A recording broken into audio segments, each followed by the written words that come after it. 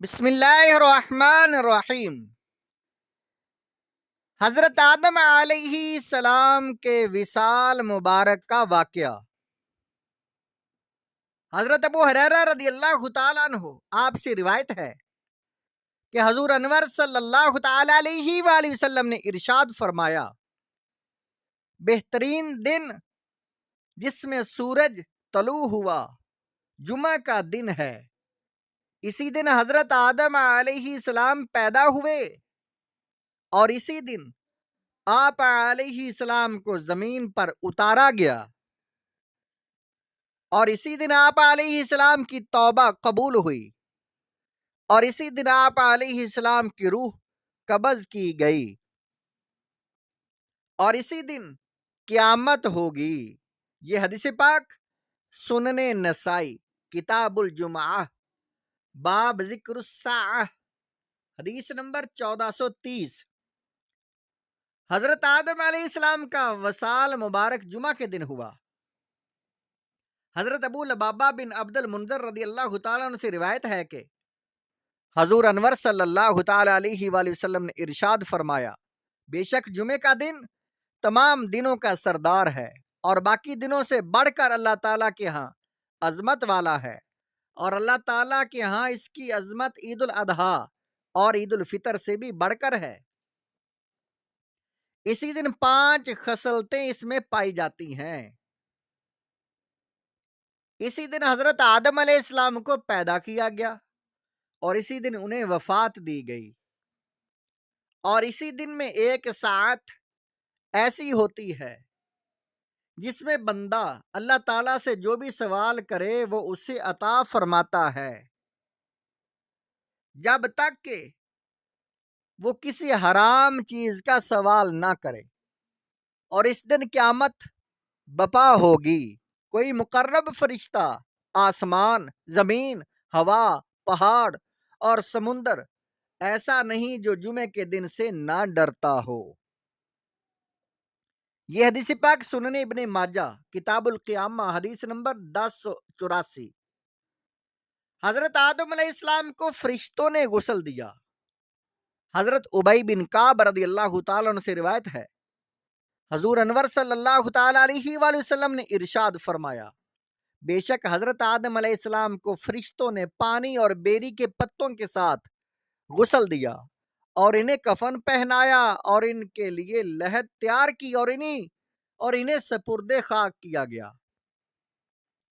اور فرشتوں نے یہ کہا، اے اولاد آدم علیہ السلام، یہ تمہارے مردوں کی تدفین ہے اور یہ تمہاری سنت ہوگی، اس میں تمہاری سنت ہوگی۔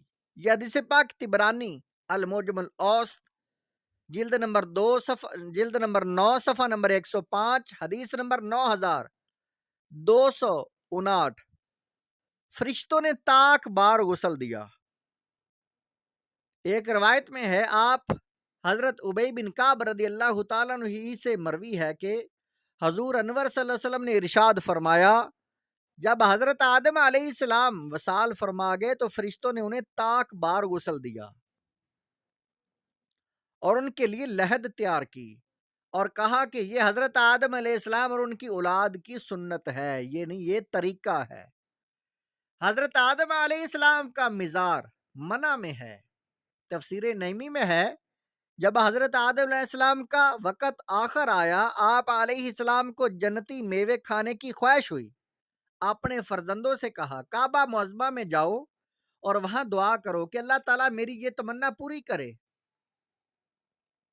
فرزندان ارجمندان حضرت آدم علیہ السلام کا حکم پا کر وہاں پہنچے۔ انہیں حضرت جبرائیل علیہ السلام و دیگر فرشتے ملے جن سے انہوں نے حضرت آدم علیہ السلام کی فرمائش کا حال بیان کیا۔ فرشتوں نے کہا، ہمارے ساتھ آؤ، ہم جنت کے میوے اپنے ساتھ لائے ہیں۔ چنانچہ یہ سب حضرت آدم علیہ السلام کے پاس پہنچے۔ حضرت حوا علیہ السلام ان فرشتوں کو دیکھ کر ڈرنے لگیں اور چاہا کہ حضرت آدم علیہ السلام کے دامن میں چھپ جائیں۔ انہوں نے فرمایا، حوا علیہ السلام، اب تم مجھ سے الگ رہو، میرے اور رب عز و جل کے قاصدوں کے درمیان آڑ نہ بنو۔ فرشتوں نے حضرت آدم علیہ السلام کی روح قبض کر لی اور ان کے بیٹوں سے کہا کہ جس طرح ہم آپ کے والد محترم کا کفن دفن کریں ویسے ہی تم بھی کیا کرنا۔ حضرت جبرائیل علیہ السلام جنت کی مرکب، خوشبو اور جنتی حلے کا کفن اور بہشتی بیری کے کچھ پتے اپنے ساتھ لائے تھے۔ ان کو خود غسل دیا اور کفن پہنایا اور خوشبو ملی، اور ملائکہ ان کا لاشا مبارکہ کعبہ معظمہ میں لائے اور ان پر سارے فرشتوں نے نماز جنازہ ادا کی، جس میں حضرت جبرائیل علیہ السلام امام تھے اور سارے فرشتے مقتدی، اور اس نماز میں 4 تکبیریں کہیں جیسے کہ آج ہوتی ہیں۔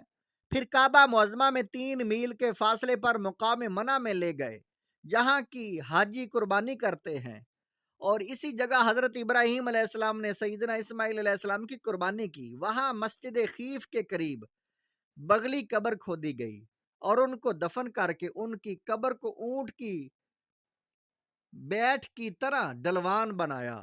بعض روایات میں ہے یہ بھی آیا ہے کہ ان کے لاشا مبارک کو ان کی اولاد میں سے 150 آدمی خانہ کعبہ میں لائے، لہذا حضرت آدم علیہ السلام کی قبر منع میں مسجد خیف کے پاس ہے، اور حضرت حوا علیہ السلام کی قبر جدہ شریف میں۔ اسی طرح تفسیر عزیزی میں حضرت مجاہد سے بھی روایت ہے۔